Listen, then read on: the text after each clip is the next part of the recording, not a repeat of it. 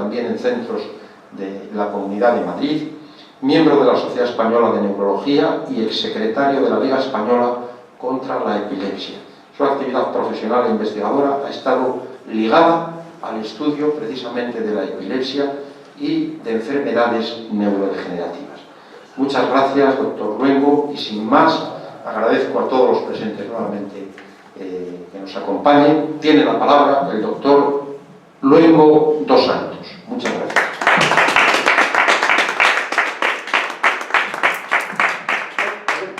Perdón, porque yo quería, y así lo habíamos acordado, que estamos en un marco flexible, quiero dar la palabra al doctor Ángel Ponce de León, que es lo que habíamos quedado. Perdón. A ver, que estamos en familia y que realmente hay tres cosas, yo creo, que justifican nuestra presencia esta tarde aquí.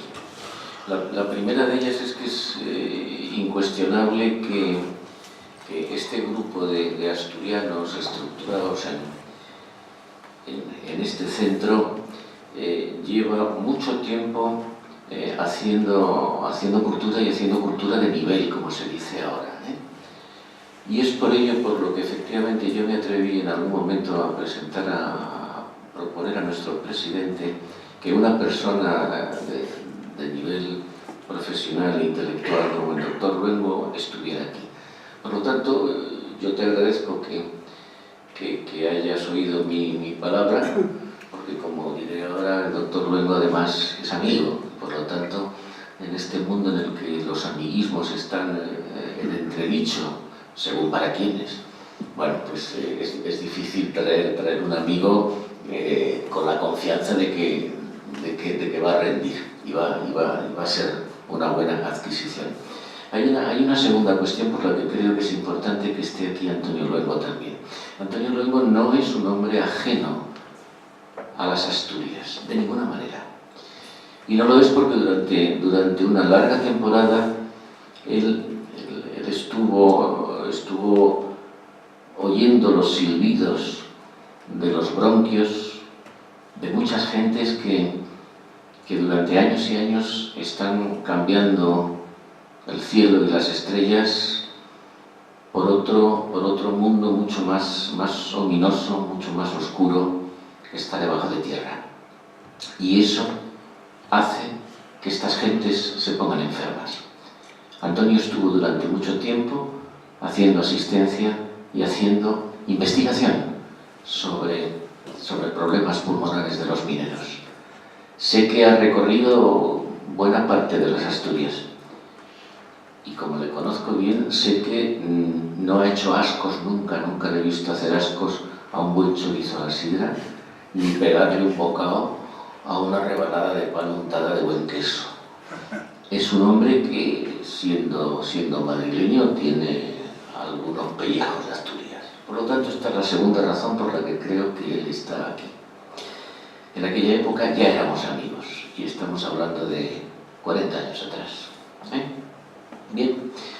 Y la tercera razón que creo que es importante por la que esté él aquí es que ahora que me dice que le gusta el chocolate y las verduras exprimidas, bueno, todo el mundo tiene alguna locura de vez en cuando, luego de 40 años o más conociéndole, sigue siendo un hombre bueno, un hombre, como decía el poeta en el sentido más lato de la palabra, un hombre bueno. Es un hombre bueno porque además del adjetivo bueno, es leal, cosa que no es muy habitual como digestible hoy en día. Es un hombre cabal, es un hombre que desde muchos años atrás ha acunado a mis propios hijos cuando algunas veleidades de cine o de alguna otra cosa en mi matrimonio pues teníamos. Entonces Antonio venía y cuidaba. Es decir, que Antonio era un hombre ya femenino hace 50 años, no lo había inventado ahora.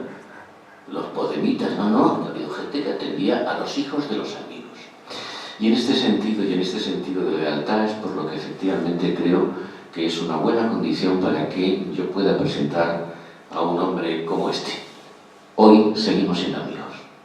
Esto es lo que quiero decir. Enhorabuena.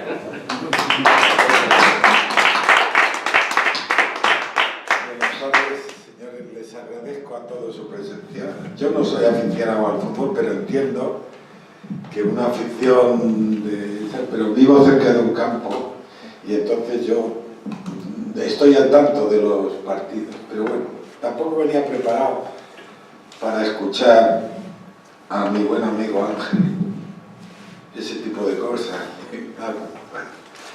Pero ante todo les quiero agradecer a ustedes, porque alguien me ha dicho, no, yo no me siento nada, no me siento mal porque haya 10 personas escuchándome. Con que haya una yo me siento obligado a una cosa que me he dicho y creo que el respeto se lo pido. Yo les quería adelantar una cosa con esto. Este tema que estaba hablando con el doctor Calero, que resulta que nos hemos conocido mucho tiempo antes, porque yo su nombre, cuando usted me ha enseñado, cuando tú me has enseñado el nombre, yo he dicho, pero si yo he tenido trato con Rey Calero. Lo que pasa es que, bueno, lo lógico es que entre el cambio que tenemos todos con la edad y con todo y tal, pues yo no me acordará, ¿no? Pero bien, cuando mi amigo Ángel Ponce me propuso que le diera una conferencia sobre esto, yo que iba paseando con él por un parque, le dije, ¿no tienes otro más sencillo?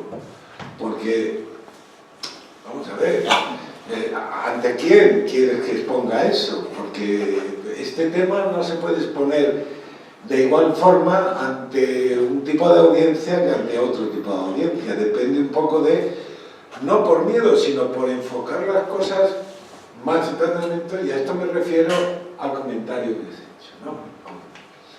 Lo que quiero decir es que lo que les quiero adelantar es que yo lo he planteado de una manera como he añadido ahí después, de una manera lo más morfológica y funcional que se pueda, para que lo pueda entender cualquiera que no sea médico, porque si nos perdemos en palabras grandilocuentes y ampulosas, pues no llegamos a lo que es la teoría de la comunicación, que es que el emisor de la idea se la sepa transmitir al que viene, ¿no?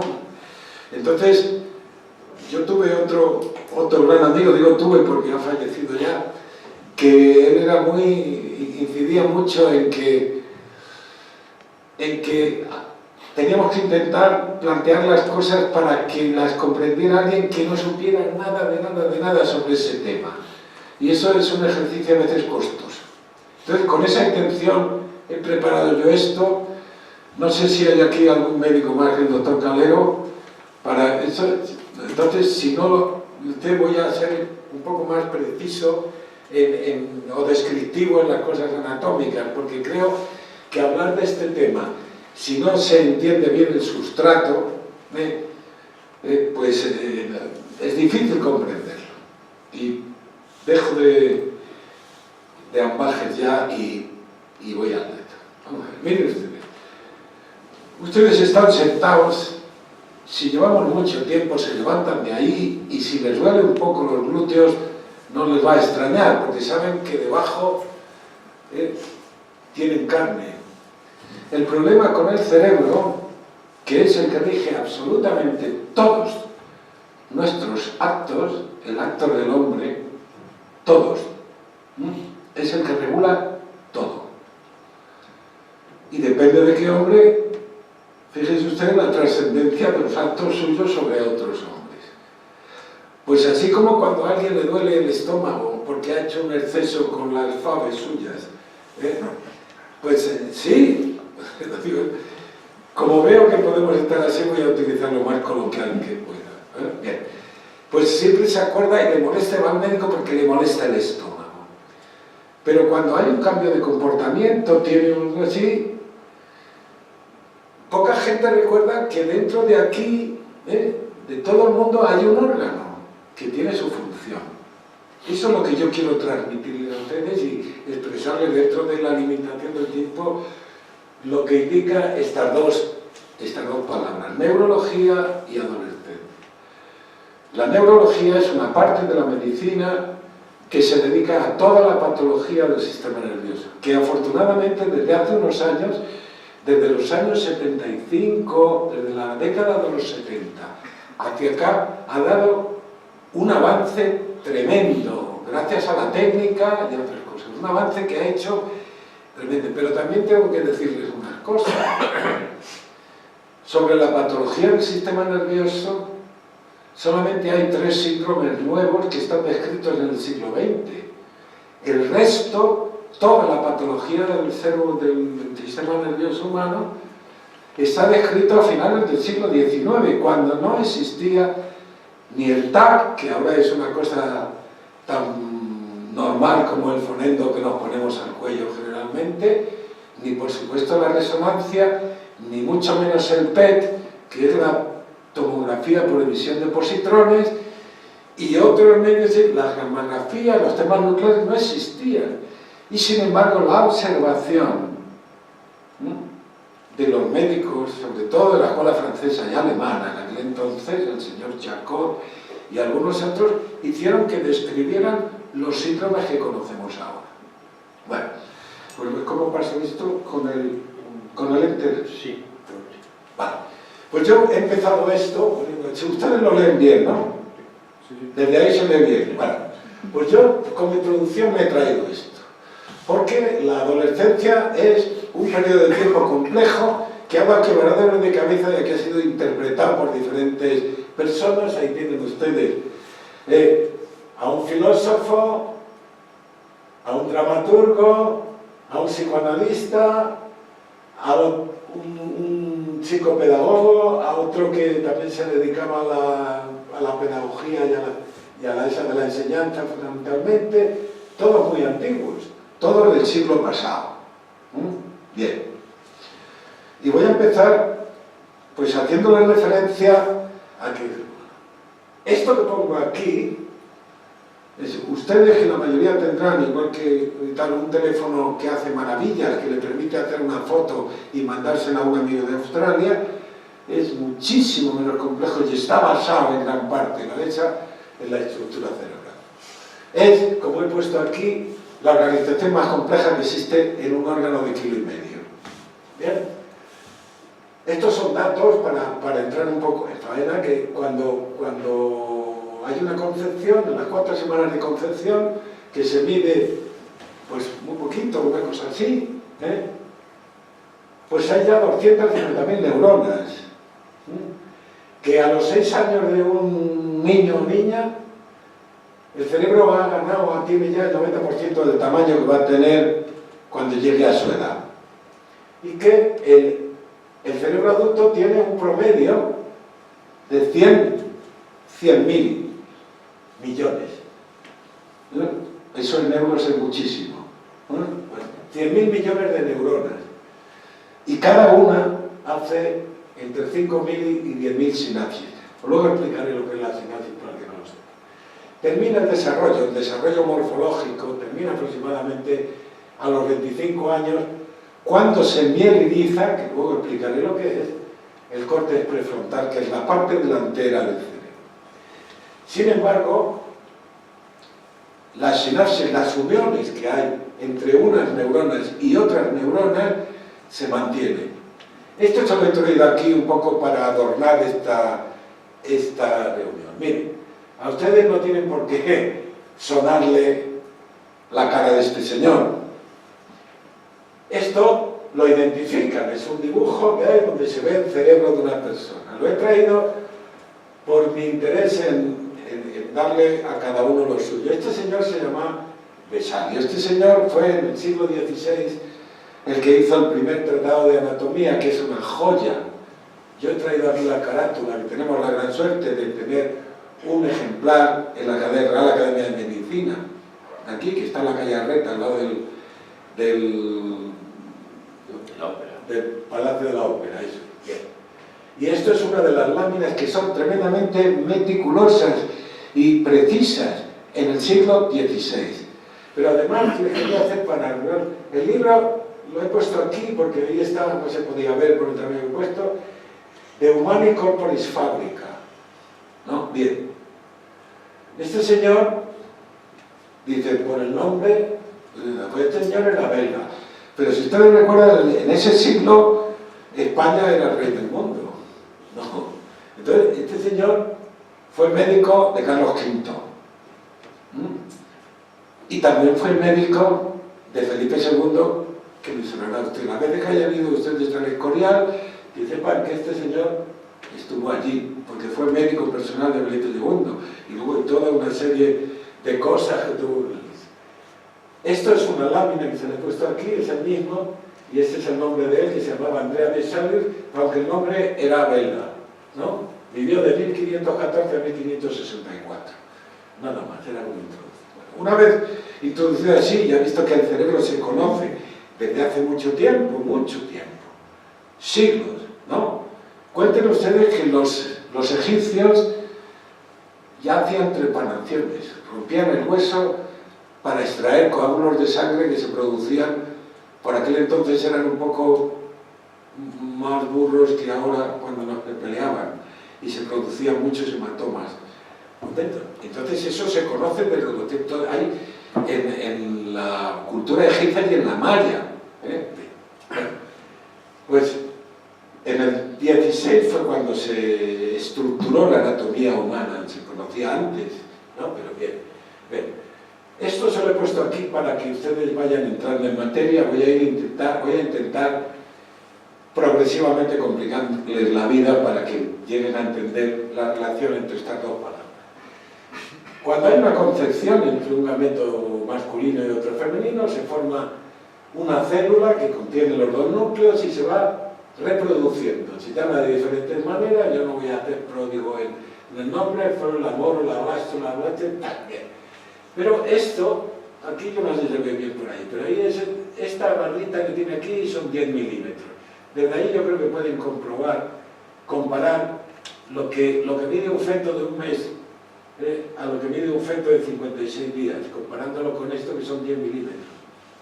10 milímetros, como saben ustedes, es una cosa, así. Vale. Y compararle el tamaño de esto, de la evolución del ser humano, con la evolución que tiene el cerebro que está aquí dentro, ¿no? Cómo se va formando, primero en liso, se va formando unas particiones, tal.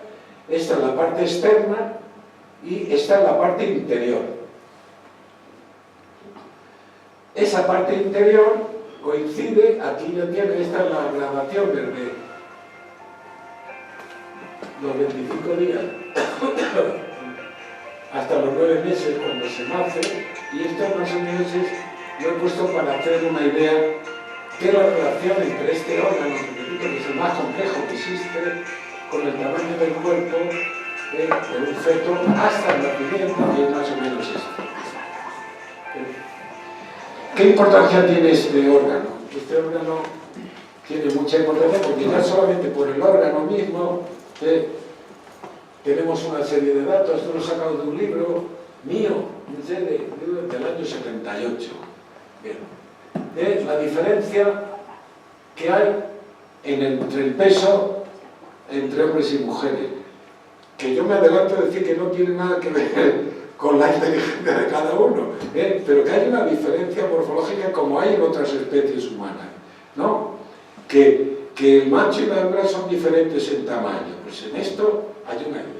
Y aquí abajo está representado la diferencia en la proporción que tiene el peso del cuerpo, el peso del cerebro con respecto al peso del cuerpo. Barras azules masculino y rojas femenino.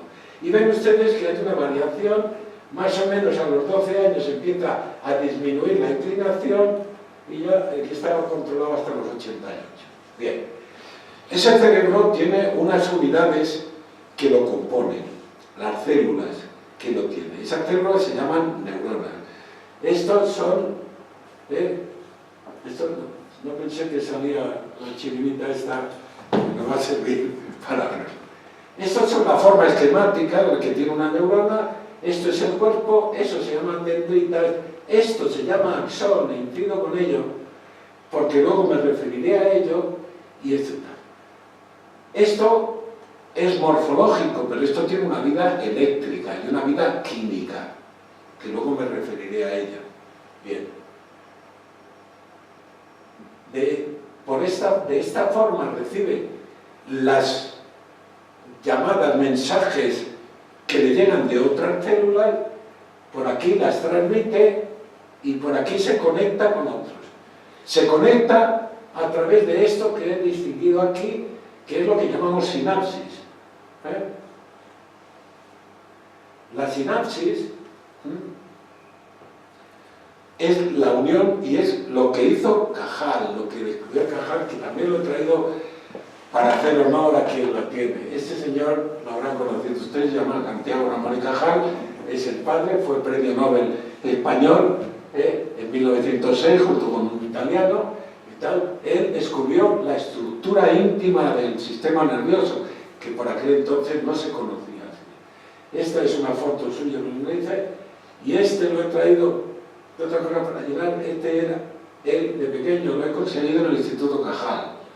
Bueno, esta foto de él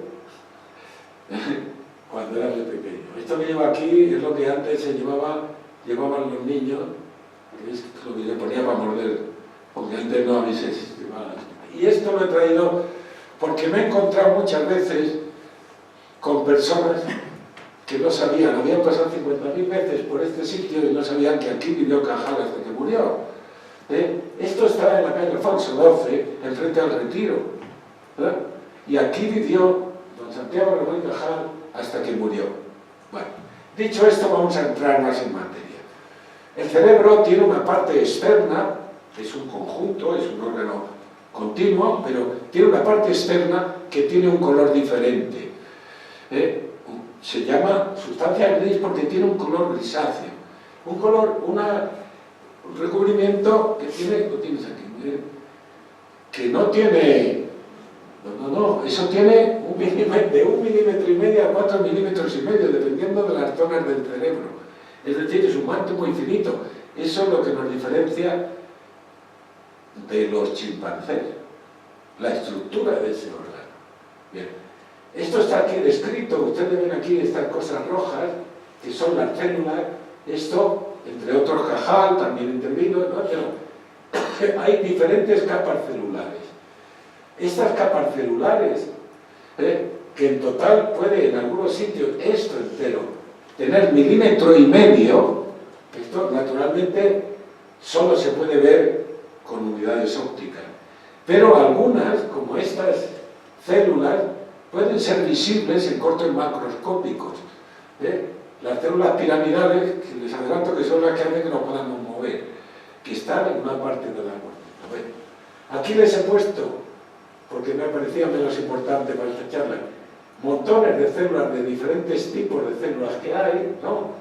De esas mismas neuronas, las hay así, ¿no? Es decir, que todas no tienen la misma forma porque todas no están en el mismo sitio ni todas cumplen la misma función. Y esto es una de las distinciones que hizo Cajal, que también la ha obtenido del Instituto Cajal. Entre otras cosas, por parte de esto fue por lo que le dieron el premio Nobel. Bien, esto más esquemático se tiñe de diferentes formas y se ve de diferentes formas, porque es una cosa muy compleja, que ahora que hay microscopio electrónico se puede ver muy bien, pero Cajal no tenía microscopio electrónico. Bien, esto se lo he puesto aquí para que recordaran la evolución del feto, la sinapsis, y aquí ya les introdujo una complicación nueva, y es que aquí en esta sinapsis, que no es visible al ojo humano naturalmente, hay unas zonas que se llaman receptores, y esto redondo que quiere decir esto naturalmente es un esquema, que son neurotransmisores, que son los que contienen las sustancias químicas que de verdad hacen que el estímulo se transmita y que se produzca una acción de estimulación o de inhibición, ¿no? Bien. El cerebro, toda esa capa, esa parte externa del cerebro, que es la sustancia gris, no se nace igual. Ustedes habrán visto, los que son de Asturias seguro que han visto crecer un ternero y al poco rato levantarse y andar. Eso no lo hace un ser humano. Pues te voy a intentar explicar en qué se basa esa diferencia. La densidad de células, de neuronas que hay en la corteza cuando se nace es más o menos esta. Esto es una tinción real, no es un dibujo, esto ya es una tinción real.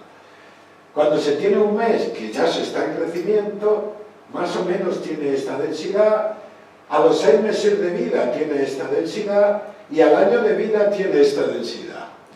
Recuerden ustedes ahora lo que hace un niño de un mes, 2 meses, 3 meses y un año. Bien, eso sigue creciendo naturalmente con la evolución. Aquí se le he puesto a los para que pudieran comparar, porque no me cabía en una sola, los 8 meses de gestación, al nacer, al primer mes, al tercer mes, al 6.º mes, 15.º mes, 2 años, 4 años y 6 años. Y aquí les hago una advertencia para que se fijen, es la densidad que va aumentando por aquí, parece que aquí disminuye, ¿no? Quédense con eso. Una vez sabemos ya que esa parte que llamamos corteza, que es el cerebro, que es un órgano y tal, tenemos que preguntarnos para qué sirve. Porque los seres humanos nos levantamos, oímos, andamos, hacemos fuerza, vamos, luego ya más adelante pensamos, más adelante hacemos cosas maravillosas o no tan maravillosas, ¿no? Pero empezamos con una visión que es muy tenue. Un niño no puede verle a usted directamente, le ve más borroso, hasta más o menos entre los 4 y los 6 meses no se le aclara la visión. El oído sí se nace con él, pero se va madurando, igual que el sistema digestivo, por eso ustedes no le dan fabada a los niños cuando nacen, ¿no? Le dan, bueno, pues porque no está terminado de hacer uno cuando nace. ¿Ves? Entonces aquí les he puesto, más o menos con este dibujo, las áreas que tiene un cerebro. A la zona de delante, que es esta zona roja y gris, bueno, violeta más que gris, es lo que llamamos lóbulo frontal, está aquí puesto, a esto le llamamos lóbulo parietal, el lóbulo occipital, etc. Pero esto todo es un conjunto, es todo unido. Vale. Y yo por eso decía que... el lóbulo occipital, el lóbulo temporal, y esto que está unido todo, esto es un corte anterior. Mire, para que es que no el médico, si no le cuesta orientarse en esto, yo lo sé, por eso me paro un poco, ¿no? El cerebro tiene el aspecto de una nuez con dos. Pues si lo parte usted por la mitad, tiene usted esto. Esta es la visión que se ve, ¿no? Entonces hay una parte que es externa y otra parte que es interna. Bueno, pues esto rojo es lo que llamamos frontal, parietal, occipital, temporal es este lateral y esto está visto desde abajo. Bien, esto como lo tengo después para poner otra vez, me quedo ahí. Ven aquí, estos son huecos, esto es una cosa muy pequeñita pero muy importante que luego me referiré a ella. Bien, yo les he explicado ahí que la corteza tenía una densidad de neuronas y ahora les explico que ese 1,5 a 4,5 es porque no es uniforme por toda la zona del cerebro. Hay zonas que son más gruesas y otras zonas menos gruesas. Esto es un esquema real, porque esto es radiológico, pero para decirle, aquí tienen un esquema de la densidad más o menos, la zona roja es la más densa, depende de la capa y depende de otras cosas, pero esto es para decirles, la corteza no tiene el mismo espesor por todos los lados. ¿Por qué? Pues porque no tiene la misma importancia en el cerebro la zona que controla la mano que la zona que controla la rodilla, ¿no? Luego tiene que tener una diferente representación que luego le mandan. Y que no tenemos lo mismo todos los seres humanos, que tenemos diferencias por eso hay quien tiene unas habilidades musicales desde que nace y otro que tiene unas habilidades algebraicas. Eso se basa en la estructura de este cerebro. Bien. Esto se organiza, esta corteza se organiza en redes funcionales. Redes funcionales quiere decir que cada neurona, como les he explicado ahí, está unida con otra, con otra, con otra, con otra y con otra. Las neuronas no están solamente en la corteza, sino que están en el interior, en unas zonas que se llaman núcleos grises, que tienen una gran importancia para un montón de cosas. Seguro que ustedes conocen a alguien que tiene Parkinson o que le han hablado. Pues esos núcleos de dentro controlan gran parte de lo que pasa en el Parkinson. Bien. ¿Cómo se va madurando? ¿Qué es lo que hace ese cerebro que ha nacido tan pequeñín y que estaba prácticamente liso y que luego se va arrugando y van formándose surcos dentro en el crecimiento? ¿Cómo va madurando? Aparte del crecimiento morfológico del niño, pues madura de atrás adelante. La nariz de una persona estaría aquí delante, esto sería la nuca, y yo pues aquí lo primero que va madurando son, como es lógico, las zonas relacionadas con los sentidos y con el movimiento. Piensen ustedes que es lo primero que va haciendo un niño, según va creciendo. Bien. Después se van madurando las zonas que están ligadas con el lenguaje y con la orientación espacial. Y las últimas son las que están implicadas con las funciones superiores. De ahí entenderán ustedes más fácilmente que un niño entre 1 y 2 años hace esto, que entre los 2 y los 3 puede hacer esto, luego esto, luego esto y luego esto. ¿Por qué? Pues mira, aquí les he complicado un poco más. Les he dicho, aquí les explico que las sinapsis van en forma de vesícula y que salen, se producen por estímulos eléctricos para activar o inhibir a la célula siguiente. ¿Qué le pasa al cerebro de un adolescente? Pues le pasa que, aunque a los 6 años tiene el 90% de su tamaño, se reorganiza masivamente entre los 12 y los 25. Que la maduración continúa hasta aproximadamente los 25, pero a veces más. Y que la última estructura que madura, que completa esa formación, ese avance en la corteza cerebral, que es la que sustenta todo esto, es la corteza prefrontal. Y en esto podemos encontrar algunas explicaciones de lo que le pasa a un adolescente en el trayecto. Aquí les he puesto, para que vean ustedes solamente el cuadro, esto está en días, cómo se produce ese aumento de neuronas.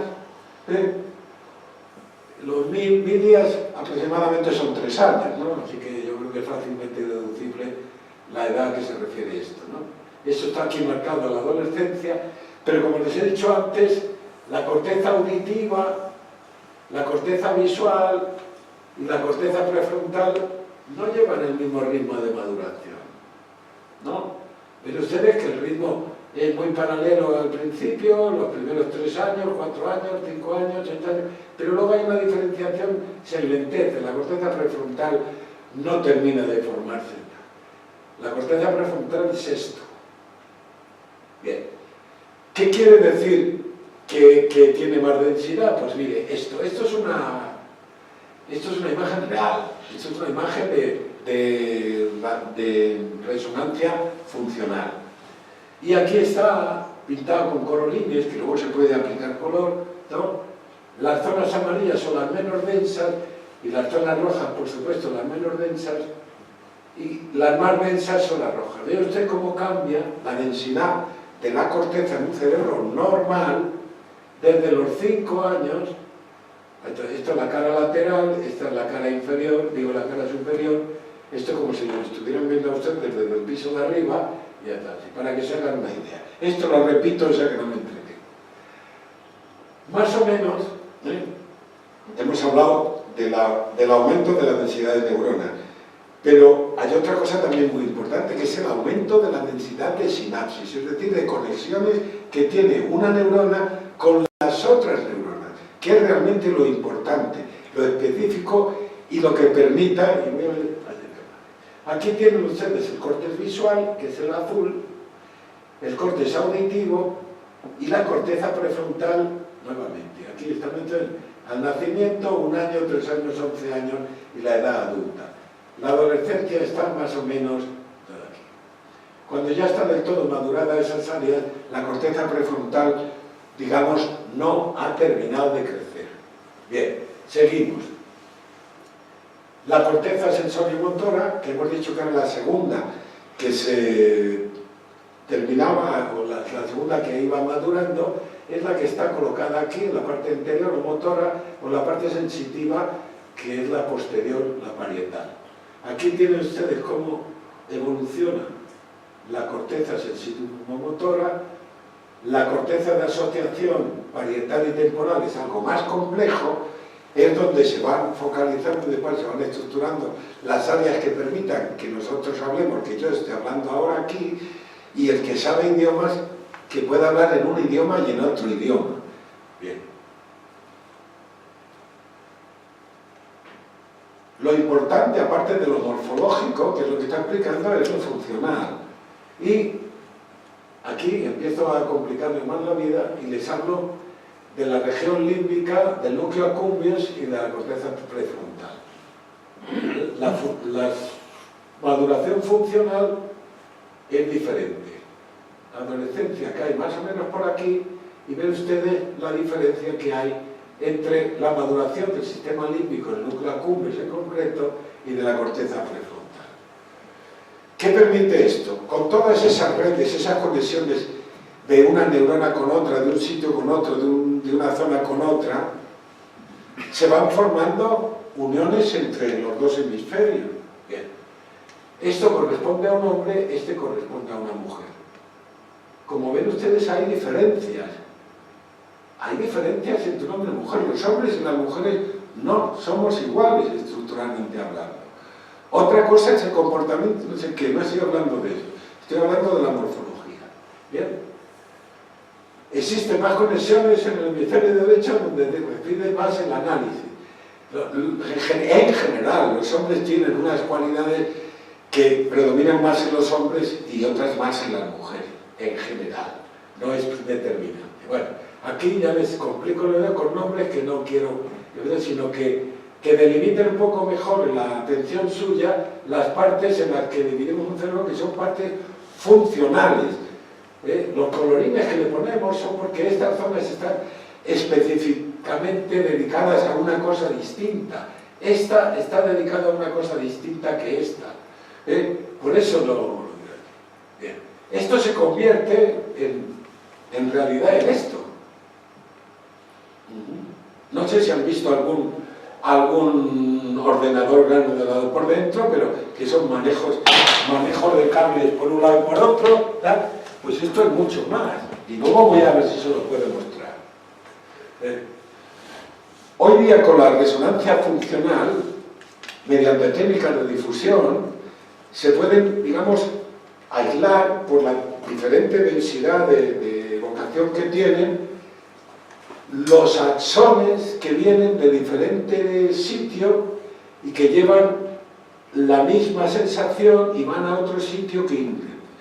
Eso luego se le pone calor. Esto es una cosa real. Esto es de un ser humano. Esto que ven ustedes en naranja son tractos que unen el frontoocipito temporal, son áreas de conexión. ¿No? Es para que se hagan una idea de eso. Con más colorines, tal, esto es más complejo porque une unas y otras, tal, es para complicárselo más, pero esto es real, esto es de un ser humano. Esto es más en esquema, pero esto es real. Se lo he puesto aquí para que pudieran comparar. Ahora, la actividad funcional es esta, que hay unos cables que traen la luz desde el tercero al cuarto del segundo, y del segundo a la azotea. Más o menos esa es la idea que quieren transmitir, ¿no? Esto es completamente legal, esto es un tracto fronto-occipital. Bien. Entonces ya sabemos más, cuando vemos esto, ya sabemos un poquito más. Esto es el lóbulo frontal, el parietal, temporal, orbital. Bien, todo esto lo tiene igual un niño de 12 años que un adolescente, sí. Pero las funciones que reciben no son las mismas. Esta zona en concreto, esta zona que les marco aquí, no tiene la misma densidad neuronal en un niño de 12 años que en uno de 25. No la tiene. Bien. Aquí ya les he marcado zonas que son más importantes en el lenguaje. en la comprensión de las palabras, el de la audición de las palabras tenía por aquí. No es lo mismo que usted lea, que usted escuche, que usted hable. Bien, pues entonces vamos a complicarlo un poco más. Aquí, esto que les he marcado, que la zona frontal es donde recibe toda la situación motora. Usted no tiene la misma movilidad en la mano que en la rodilla. Luego, los cables que van a la mano y a la rodilla no pueden ser lo mismo. El área cerebral que controla la mano, fíjense ustedes lo extensa que es. Esta es el corte motor, que sería esto que está aquí en gris, ¿no? Y esta es la zona sensitiva, que es la parte posterior. Esta parte posterior es esta sensitiva. Usted no tiene la misma sensibilidad en los labios que en el muslo. Luego, y eso, las neuronas que controlan eso están perfectamente conocidas. Bien. Esto es otra imagen para que vean dónde está la zona de la cara, todo lo que abarca, dónde está la laringe, porque el habla es uno de los avances que ha tenido el ser humano, en la posibilidad del lenguaje, del pensamiento, por supuesto. Bien. Estos son ejemplos para decirle, mire usted cómo se nos trata del lenguaje. Esos son específicos, luego me referiré a ellos. La precorteza prefrontal humana es proporcionalmente mucho mayor que la de cualquier otra especie. Todos los mamíferos tienen corteza prefrontal, pero la dimensión y el tamaño y la importancia que tiene el ser humano no es la que tiene el chimpancé. Bien. Ahí es donde se residen las funciones cognitivas, la toma de decisión, la planificación de tareas y tiempos, la inhibición de un comportamiento inadecuado, la conciencia de uno mismo, y aquí se lo he puesto en negrita para resaltarlo. El adolescente no ha desarrollado todas estas habilidades. ¿Por qué? Les pongo esto otra vez. Se nace con esto. A los 14 años se tiene esto. Aquí hago referencia a lo que les decía. Fíjense ustedes que esto está más poblado que esto. ¿Por qué? Pues mire usted, porque según se va primero creciendo las neuronas, luego se especializan. Ahí, en lo que tú entrabas antes, eso es lo que sirve para el aprendizaje. Y el aprendizaje modifica esto. Es decir, lo que hace el cerebro, con eso, ayudado del aprendizaje y de las técnicas, por eso esto es tan importante en las técnicas, y es por eso tan importante que las personas que se dedican a la enseñanza conozcan, tengan unas bases de todo esto. ¿Por qué? Pues porque los niños y las niñas no maduramos a la vez. Porque una niña de 11 años no es igual que un niño de 11 años. Y voy a intentar explicarles las diferencias que hay y cómo la naturaleza funciona. Bien, con estos datos que yo ya les he dado, puedo hablar de 3 niveles funcionales. El perceptual, el sensoperceptivo, que está marcado aquí en negro, y el tercer nivel, que digamos que es el de la organización del ser humano como ser humano. Bien, esto se lo he puesto porque Ángel me dijo que aquí había mucha gente, o gente dedicada a esto, que se dedicaba, era una cuestión de salud y aprendizaje y todo eso, y entonces he hecho referencia a este señor, que fue un médico ruso, que lo habrán conocido muchos de ustedes que están relacionados con esto, que se llamaba así, Alexander Romanovich Luria, que todo el mundo lo conocemos por Luria, y que hizo un gran trabajo de investigación neuropsicológica. Y él hablaba de áreas primarias, que es la que recibe los impulsos, que es la aferencia por los sentidos, la de proyección-asociación, que es la integración de eso, y luego la de superposición. Pero vamos, no era... Bien, una vez pasado esto, y habiéndole ya ustedes, la corteza cerebral es lo importante, no tiene la misma densidad, la misma espesor en cualquier zona del cerebro y tal, pues voy a ver si se lo complico un poco más. Y les digo, claro, además de los lobos y tal, hay otras zonas interiores que son el cerebro emocional, el cerebro sensitivo, tal, que está por dentro, que no las he marcado en las setas, que son estas. Estas que están aquí, esto es un corte sagital, así. Bueno, pues aquí hay una zona, que esto se llama sistema límbico, donde tiene una zona que se llama la amígdala, que es esto que es rodeado con un bolígrafo, y yo les hago referencia a este puntito que hay aquí, que para aquí no tiene importancia, para que luego lo recuerden. Bien, pues a esto, en ese crecimiento, resulta que les hago referencia a las uniones que tiene este núcleo accumbens, que está aquí, con la zona prefrontal. Y como ya les he hablado de las vesículas que acaban de mencionarte, les hablo de la dopamina, que es uno de los neurotransmisores. Y les hablo, aquí, que la dopamina interviene en la organización, en el circuito de gratificación, en la regulación, en el control de impulsos, todo eso que le suena al adolescente. Esto es esa glandulita pequeñita que en la época de adolescencia se transforma en algo que no para de trabajar y es el que produce toda la secreción hormonal que da lugar a las diferencias morfológicas que tenemos los hombres y las mujeres, a la maduración sexual, a la aparición de las glándulas mamarias en las mujeres, al vello pubiano, todas las cosas que ustedes ya conocen, pero que controla también la secreción por la que una mujer puede dar de mamar a un niño, las hormonas que controlan la secreción testicular y ovárica, todo eso que no me voy a entretener ahí. Bien. Entonces vamos a centrarnos un poco más en la relación que tiene todo esto con la adolescencia. Hemos dicho que todas las áreas cerebrales no maduran a la vez, que maduran primero una, luego otra, etc.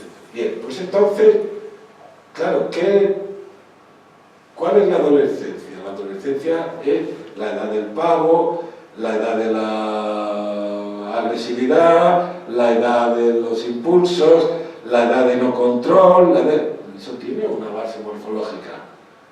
Esto no está madurado. Y esto no es una opinión. Esto no es algo que sea discutible, que unos opinemos una cosa y otra otra. Esto es real. Y hoy día que disponemos del uso de los avances técnicos como es la resonancia y los SPECT y todo eso, ahora se los explicaré. Bien, entonces resulta que aquí, antes, yo no sé si se lee eso bien, pero si no se lo leo yo. Dice, está relacionado con la planificación de actividades complejas, con la expresión de la personalidad, con la toma de decisiones, con la adquisición de los pensamientos, de la orquestación de los pensamientos, las acciones de acuerdo respecto a los objetos internos y con la conciencia de lo socialmente admitido o no. Esta zona. Me acaba de acabar, me parece la... Pues,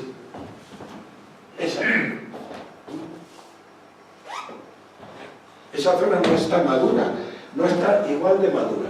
Aquí les he hecho referencia porque me dijo el doctor Ponce que tenía de un muy buen artículo que se llama Neurodesarrollo del adolescente, que aquí está la referencia para el que lo quiera consultar.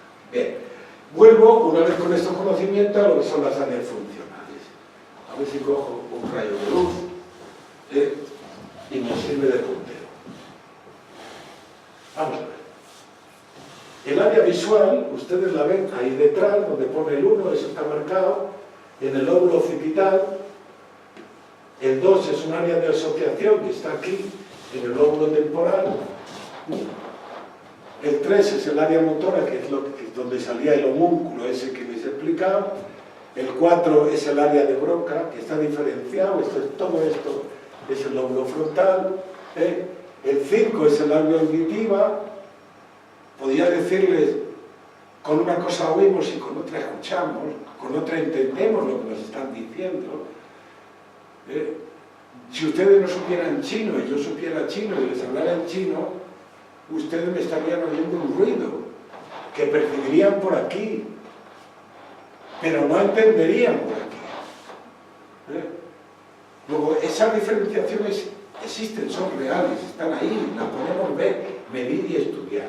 Bien, las otras zonas importantes, bueno, se me ha olvidado el olfato, que el olfato es una cosa muy importante que nosotros tenemos muy atrofiado y sin embargo hay animales que lo tienen 40, 50 y más veces desarrollado. Bueno, pues entonces con este esquema, uno ya puede hacerse una idea de que un adolescente no es un adulto más pequeño.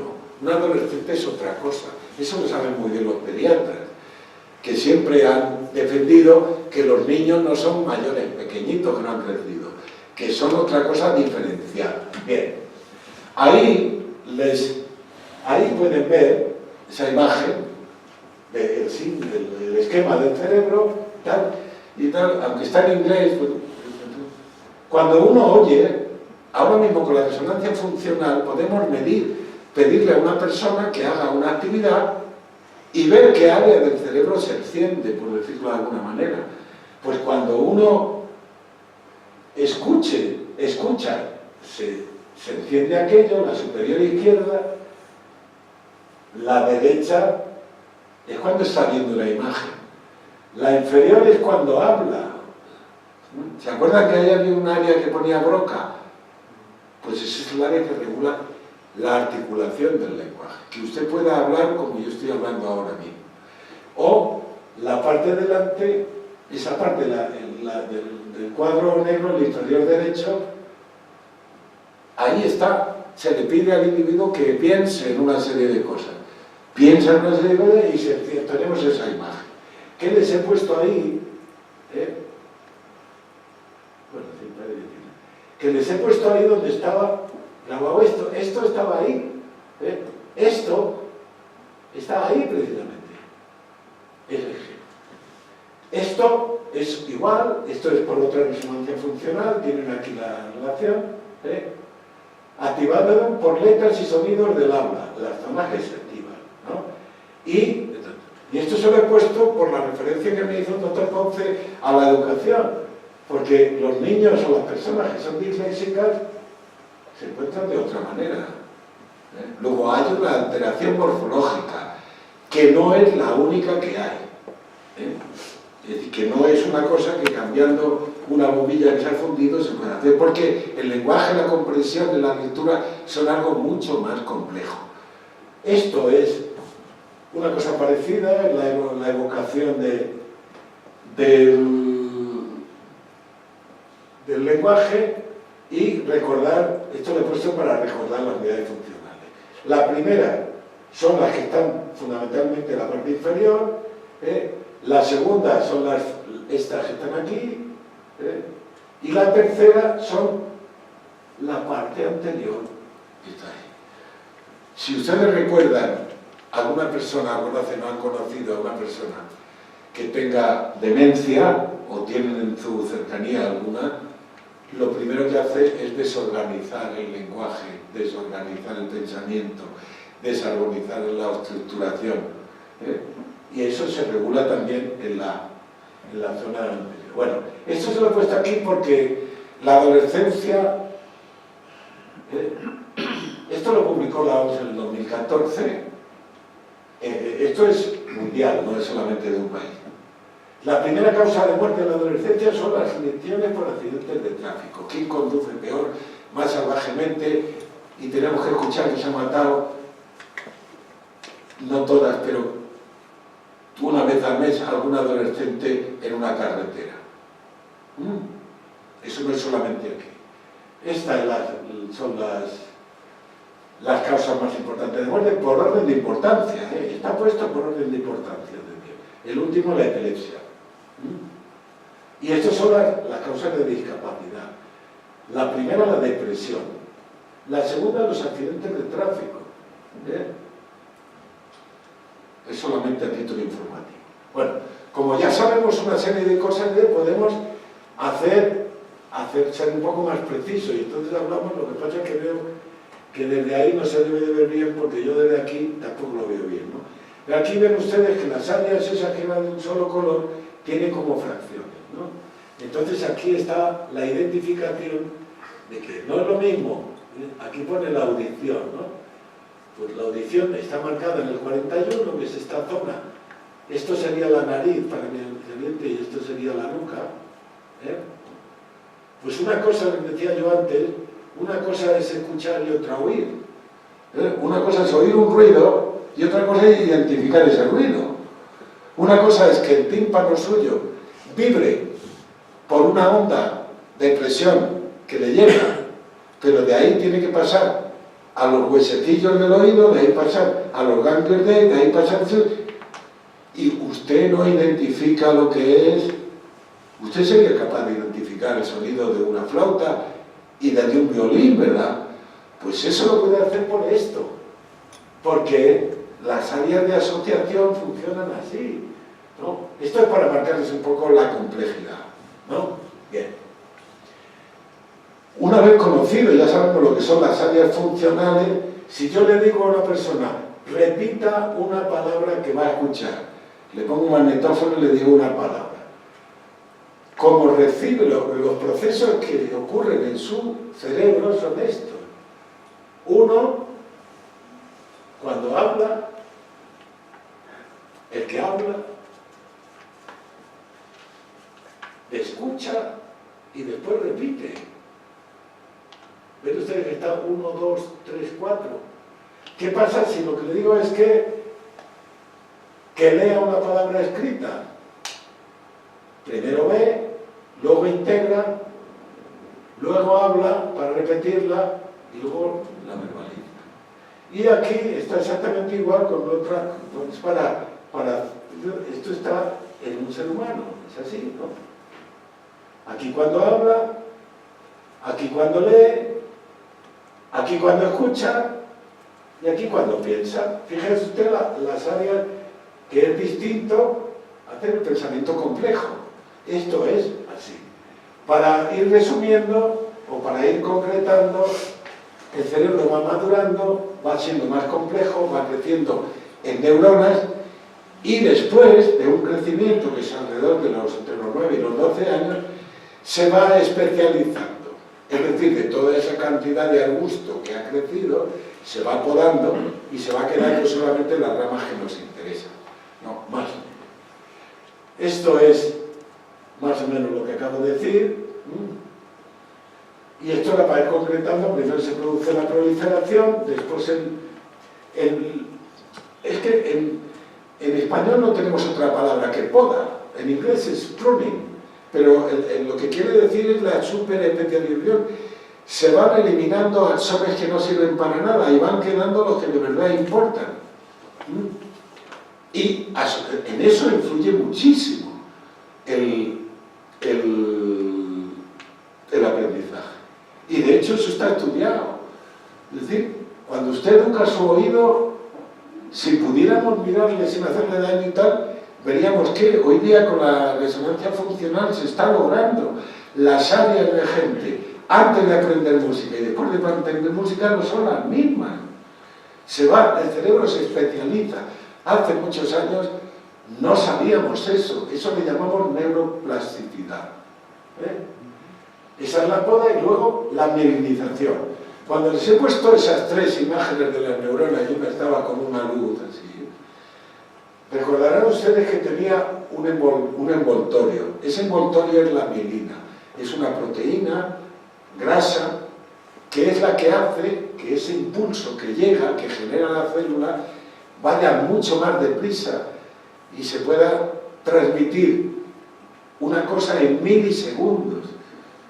Si usted toca una cosa que está caliente, hay un retardo, aunque le parece inmediato, hay un retardo. O si yo le aplico aquí un estímulo y aquí pongo un electrodo para registrarlo, yo puedo medir el retardo y existe. En milisegundos, pero existe. Es decir, lo que tarda en recorrer ese espacio lo recorre con más velocidad, cuanto más mielina tiene. Eso es lo que se va produciendo en la adolescencia. En el resto de los sitios se va madurando todas esas áreas que hemos visto que iban madurando. Es por la que primero yo no veía bien, va madurando el nervio óptico, va madurando las vías ópticas, va madurando la corteza visual, que es la posterior, y yo voy pudiendo captar con mucha mejor nitidez lo que estoy viendo. Exactamente igual pasa en todas las áreas. Esto es lo que llamamos la plasticidad. se va, esto es un esquema hecho a bolígrafo, que según por el entrenamiento aumenta, y luego por el perfeccionamiento, digamos que se queda uno solamente con aquello que vale, va quitando lo que no sirve. Eso es para recordarlo otra vez, que los niños y las niñas son diferentes, que la sustancia gris se desarrolla y termina y culmina en la adolescencia. Recordarles esta imagen, ¿no? La de la densidad de las neuronas, que esto es una atrición real, la de arriba, esto es una foto real.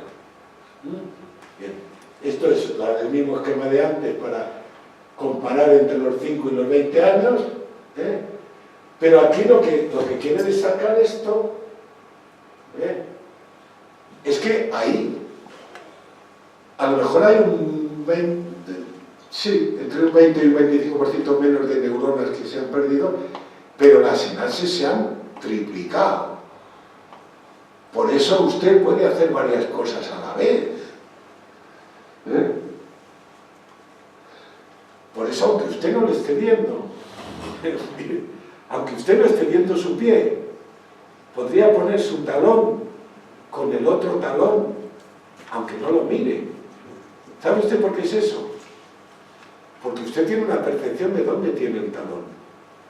Y eso lo traslada un nervio que está mielinizado con esa vaina de mielina, hasta ahí, hasta el cerebro, hasta una zona que se llama el tálamo, y luego del tálamo llega a la corteza de aquí, esta que estaba aquí, que era la parietal, que era donde llega la sensación. Entonces usted tiene ahí un arquetipo, una morfología de dónde tiene cada punto de su cuerpo. Si usted por un accidente de tráfico recibe una lesión ahí, piérdela, no sabe dónde tiene el miembro. Esto es más o menos lo mismo, lo paso. Esto es recordar lo que dije al principio para concretar, ¿no? La proliferación de la materia gris para coordinar acciones funcionales que va de la etapa de los 12 años aproximadamente, pero esto se lo he complicado un poquito más para decirle, mire usted, la zona prefrontal, que es la que estoy marcando con el puntero,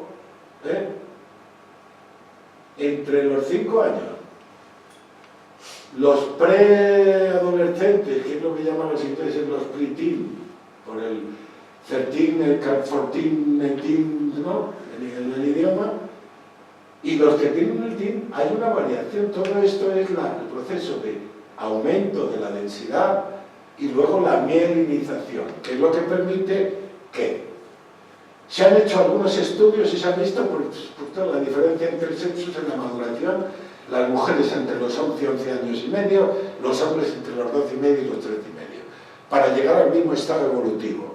Bien. Y luego hay diferencias, se han hecho estudios radiológicos para ver si todas las áreas, si esta diferencia del córtex frontal, pues se han medido todas las áreas cerebrales y se ha visto que las mayores diferencias estaban en el lóbulo frontal. Los lóbulos parietal y temporal son parecidos, similares, pero el lóbulo frontal, sobre todo la zona prefrontal,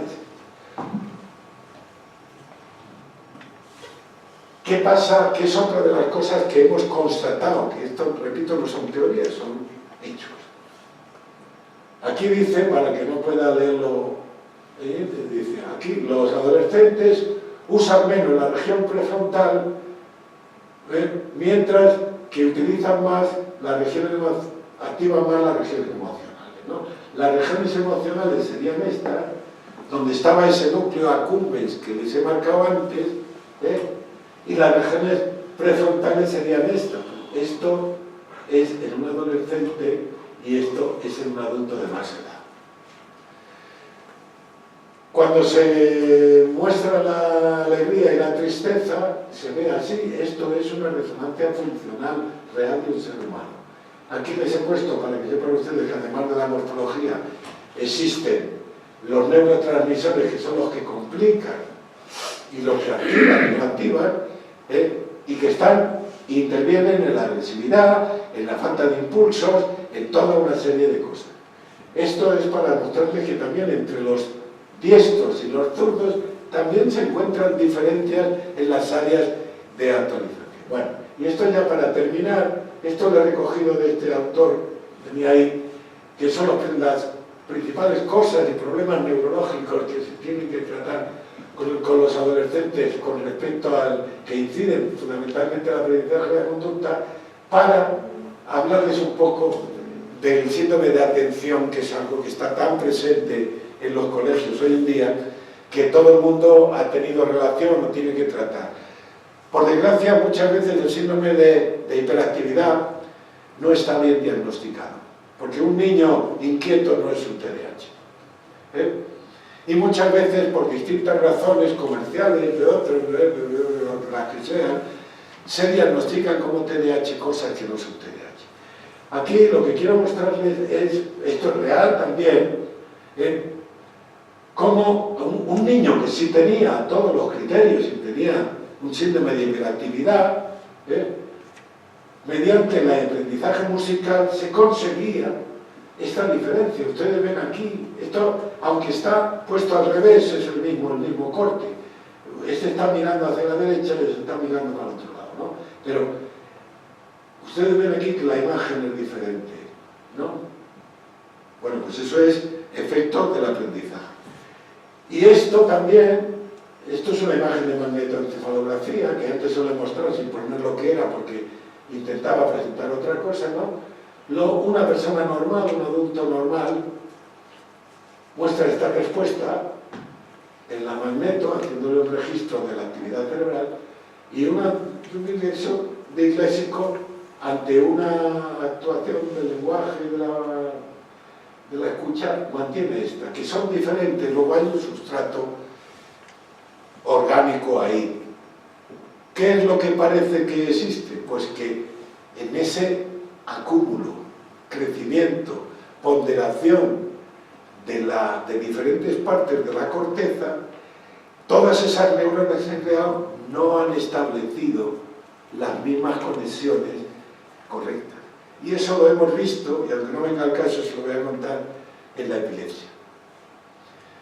Porque hoy día que tenemos aparatos de radiología, de resonancia, de muchos Teslas, que son prácticamente pues, estudios morfológicos, son más precisos que a lo mejor que verlo en vivo, pues hemos visto que hay problemas de migración, acúmulos neuronales que no tenían que estar, que cuando se disparan producen un efecto tal, que es una de las causas que tiene la epilepsia, que llamamos fármaco resistente, porque no responde a los fármacos que tenemos hoy en día, y tenemos muchos, muchos más que hace 100 años, muchos.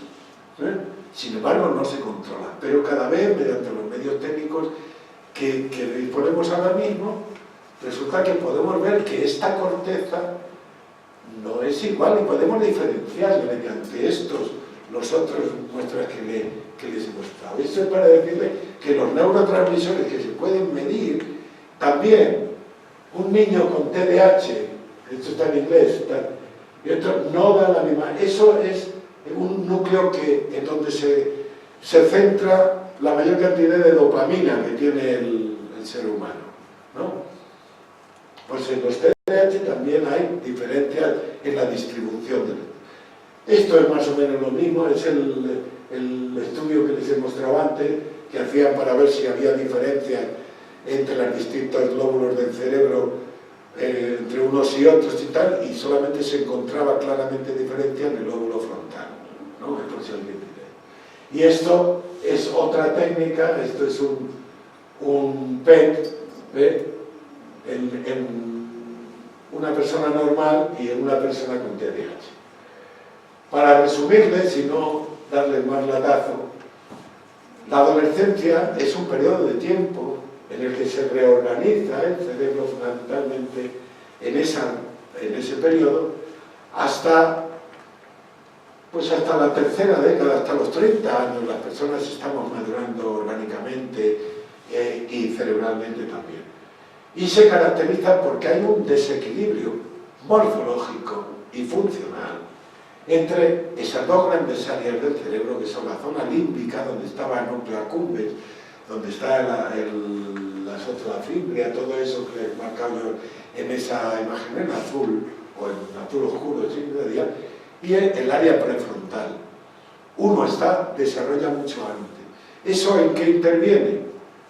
Pues que el adolescente tiende más orgánicamente. No quiere decir que solamente por eso y que eso le salve, porque el ser humano no es solo morfología, si no estaríamos apañados, ¿no? Pero hay una serie de cosas que le ayudan a que tenga una mayor predisposición a la recompensa, a la excitación de todo eso, por esa menor mielinización del lóbulo frontal y esa mayor actividad del lóbulo del sistema límbico, ¿no? Y con esto no les doy más la lata. Espero que haya sido capaz de transmitir algo y que por lo menos el que no sabe nada de esto salga con una idea un poco más clara de lo que es la adolescencia, y si tiene alguno cerca, aunque no se lo disculpen, porque para eso está la educación, que como saben ustedes mejor que yo, viene del verbo latino educere, que significa conducir hacia, ¿no? Que para eso sirve, y no haga lo que hacen algunos, o se le dome un poco, y por supuesto no está justificado, ¿no? Pero morfológicamente sabemos que hay diferencias, sabemos que hay diferencias, y que cada vez las conocemos más, y que pueden ser modificadas, que se modifican con el aprendizaje. Y esto los pedagogos y las personas que se dedican a la enseñanza lo saben muy bien, si no están al último del día, pero sí lo saben. Y antes, cuando no se tenían estos conocimientos, diferenciaron los colegios de chicos y de chicas. Porque un niño de 11 años no está maduramente igual que un niño de 11 años. Una niña es mucho más adelantada. Pero bueno, si se debe hacer así o no, es producto de otras cosas, ¿no? Y seguramente seguiremos cambiando según vaya avanzando los conocimientos. Y de esto iremos avanzando más, porque ya se dispone de aparatos de resonancia mucho más potentes y mucho más limpios y con muchas más cosas que permiten avanzar mucho más. Yo lo conozco desde el punto de vista de la clínica, de la medicina, que es a lo que me dedico, ¿no? Pero que igual se aplican a otras cosas. Los países como los Estados Unidos, que tienen suficiente dinero para hacer estudios sobre una serie de cosas, esto se está haciendo continuamente como un estudio más.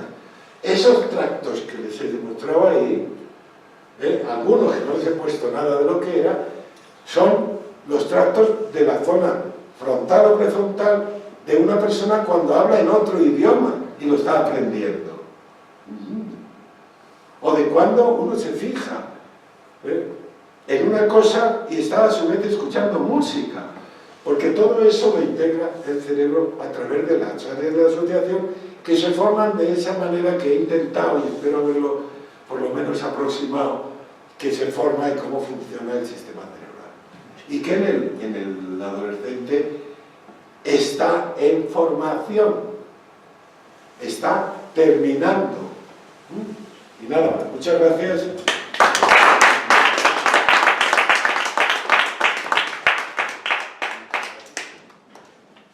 Bueno, agradecemos enormemente al doctor Luengo esta conferencia tan instructiva, tan científica, aunque él ha hecho un gran esfuerzo por utilizar un lenguaje comprensible, pero realmente es una conferencia con mucho contenido y agradecemos enormemente. En verdad hay que tener en cuenta todos estos avances, conocimientos en la educación para que se promueva ese desarrollo personal de la mejor forma posible, ¿no?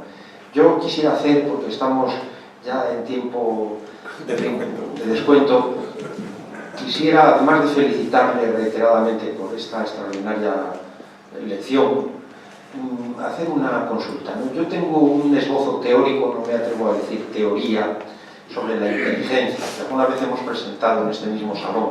Lleva por título La inteligencia unidiversa. Es un esbozo teórico que surge también como planteamiento crítico, espero que constructivo, frente a esa teoría de las inteligencias múltiples.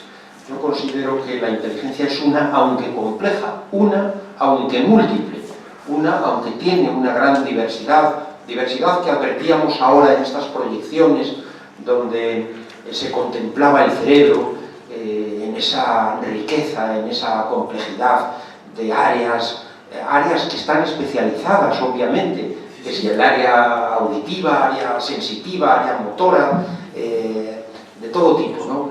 Pero también hay una interconexión entre las mismas, porque el cerebro es uno, es unidiverso, es unitario aunque múltiple.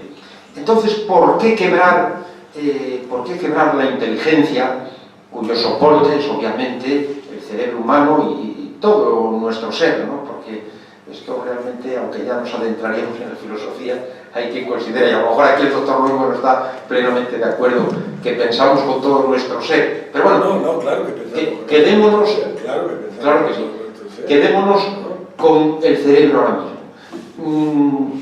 Realmente, yo creo que neurofisiológicamente esa complejidad, esa interconexión entre áreas, aun reconociendo, como es lógico, la especialización de algunas áreas, yo creo que también daría cierto soporte a este planteamiento muy modesto en el que creemos que es el de la teoría de la inteligencia múltiple, de la inteligencia compleja o unidiversa, como la he venido denominando.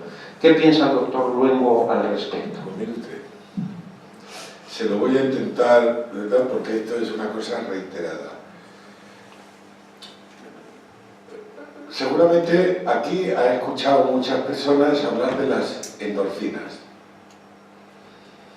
Antes de poder ser... Opiáceos naturales, digamos, opioides. Eso es. Bueno, son las morfinas naturales. Bien. Pues eso era una hipótesis a la que se llegaba después de haber visto a personas que lograban controlar el dolor. El dolor es una de las cosas más complejas que tiene el ser humano y que intervienen, pues, no solamente la cultura, el sexo, muchas cosas. Hay quien está acostumbrado y eso se puede detectar, su aprendizaje, el control del dolor. Bueno, pues hasta que se llegó a identificar, a obtener la existencia de esas endorfinas, pues no se habían obtenido. Vamos a ver, mire, y no es por meterme con mi amigo, pero si hay alguna enfermedad que tiene un sustrato orgánico, es la esquizofrenia. La esquizofrenia es una enfermedad del cerebro, es una enfermedad de neurotransmisores, donde la dopamina está desatada. Sin embargo, siempre la han llevado los psiquiatras.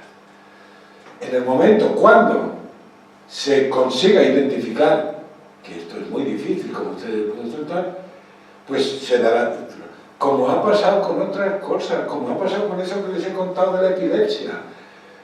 Yo he atendido en otro país a un endemoniado que estaba teniendo una crisis y los de al lado, y me acerqué en un sitio, estaba convulsionando y le estaban dando, y era en el siglo XX, no crean que yo estaba en el siglo XVI, era en el siglo XX, y sin embargo culturalmente se entendía una crisis epiléptica como un endemoniamiento.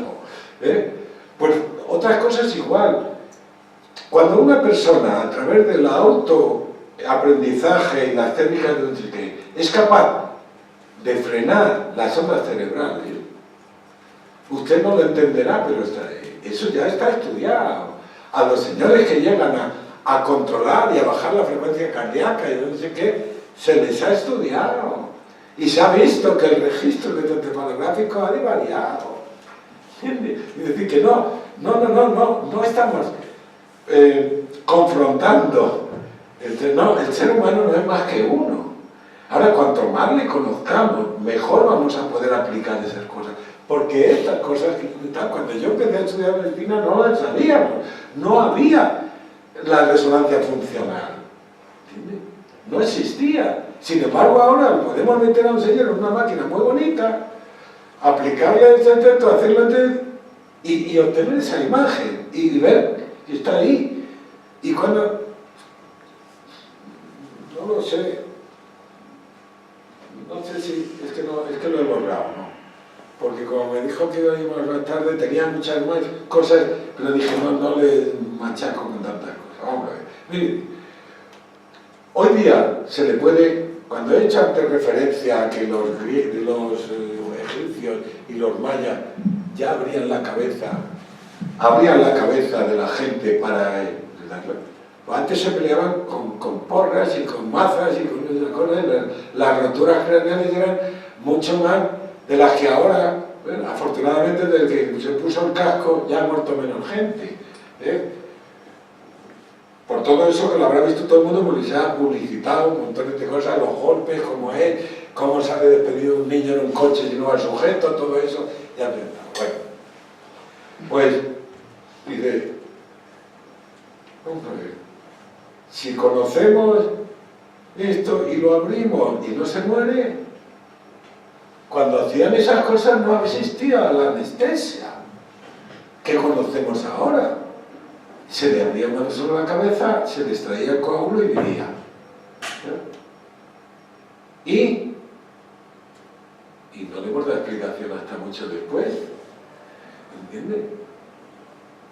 No se lo hemos dado. Luego, eso que decías tú, las inteligentes. Pero si es que, si vivimos de hacer una hipótesis e intentar demostrarla, no se está negando. Lo único que decimos es que, oiga, vamos a ver, una persona mediante el entrenamiento, lo mismo que todo el mundo, no es Chopin, ni Mozart. Si lo hubiéramos podido medir a Mozart, el área de asociación seguro que la tenía mucho más desarrollada que yo. Seguro. ¿Por qué puede un niño de 3 años ponerse en un piano porque sus padres dan un piano y con el oído? Vamos a ver una cosa. ¿Quién les ha enseñado a hablar a ustedes? Ustedes han hablado como todos, escuchando. Lo primero que hicieron fue oír, ¿no? Primero escucharon sonidos y después los intentaron evocar. Bueno, pues a mí me ha llamado mucho la atención que siempre que me han intentado enseñar un idioma, me hacían estudiar la gramática primero. Y yo digo, pero vamos a ver, si yo no puedo o si no logro identificar el fonema, se llama así, ¿no? Si no identifico el fonema con la escritura y con lo otro, pues resulta que a lo mejor puedo leer muy bien, pero no entiendo a nadie cuando habla. ¿O no? Luego estas cosas, luego esos avances o esas se aplican a todos los órdenes que luego hay gente más problemática de una tendencia o de otra, eso ya es algo que excede esto, ¿no? Pero la inteligencia hay, el ser humano es el ser humano, no es un acúmulo de negociados. Eso está más claro que el agua. No, eso no se discute. Muchas gracias. Pues muchas gracias, doctor Luengo, y muchas gracias a todos por esta conversación que hemos tenido tan interesante, y continuaremos con los encuentros el próximo mes. Muchas gracias a todos, también al doctor Ángel Ponce.